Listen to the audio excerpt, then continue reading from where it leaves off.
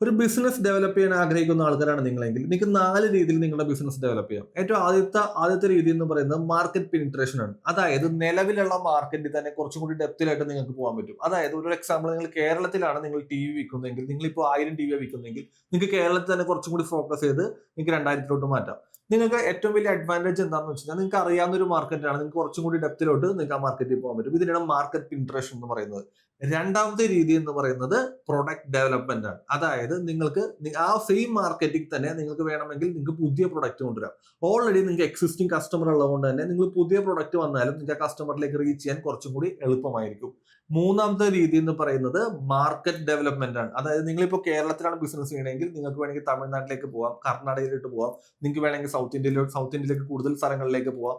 നിങ്ങളുടെ same product വെച്ച് തന്നെ കൂടുതൽ മാർക്കറ്റിലേക്ക് പോവാ എന്നുള്ളതാണ്. സോ നിങ്ങൾക്ക് അവിടെ ഒരു ഗുണവും ദോഷവും ഉണ്ട്. ഗുണം എന്ന് പറയുന്നത് നിങ്ങൾക്ക് പുതിയ കസ്റ്റമറിലേക്ക് റീച്ച് ചെയ്യാം. ദോഷം എന്ന് പറയുന്നത് പുതിയ ഏരിയയിലോട്ട് പോകുമ്പോൾ അവിടെ നിങ്ങളുടെ പ്രൊഡക്റ്റ് ടെസ്റ്റ് ചെയ്യേണ്ട ഒരു കോമ്പറ്റീഷൻ ഉണ്ടാകും. ഇതൊക്കെ ഓവർകം ചെയ്തിട്ട് വേണം നിങ്ങൾക്ക് ആ മാർക്കറ്റ് പിടിക്കാൻ വേണ്ടി. നാലാമത്തത് ഏറ്റവും ഇമ്പോർട്ടന്റ് ആയിട്ട് ഒരു ഇതുണ്ട്, നിങ്ങൾക്ക് ഡൈവേഴ്സിഫിക്കേഷനിലേക്ക് പോവാം. അതായത് നിങ്ങൾക്ക് പുതിയ ബിസിനസ്സിലേക്ക് പോവാം. നിങ്ങൾ കണ്ടിട്ടുണ്ടാവും, അംബാനി, അദാനി പോലുള്ള കമ്പനികൾക്ക് അവർക്ക് 10-100ഓളം കമ്പനീസ് ഉണ്ട്. അതെല്ലാം പല പല സെഗ്മെന്റിലുള്ള കമ്പനീസ് ആണ്. സോ അതുകൊണ്ട് തന്നെ നിങ്ങൾക്കൊരു നിങ്ങൾക്കൊരു ബിസിനസ് ഡെവലപ്മെന്റ് ആസ്പെക്റ്റിലേക്ക് ചിന്തിക്കുമ്പോൾ നിങ്ങൾക്ക് വേറെ സെഗ്മെന്റിലേക്ക് പോകാനുള്ള ഒരു ഓപ്പർച്യൂണിറ്റി കൂടി ഉണ്ട്. സോ ഈ 4 രീതിയിലാണ് നമ്മൾ പൂർണ്ണമായിട്ടും നമ്മളൊരു ബിസിനസ് ഡെവലപ്പ് ചെയ്യുന്നുണ്ട്. ഇനി ഒരു പുതിയ ബിസിനസ് സ്റ്റാർട്ട് ചെയ്യുന്ന ഒരാളാണെങ്കിൽ നമ്മൾ പറയുന്നത് നിങ്ങൾ മാർക്കറ്റ് പെനിട്രേഷൻ എന്നുള്ള വേ ആണ് ചൂസ് ചെയ്യേണ്ടത് എന്നുള്ളതാണ്.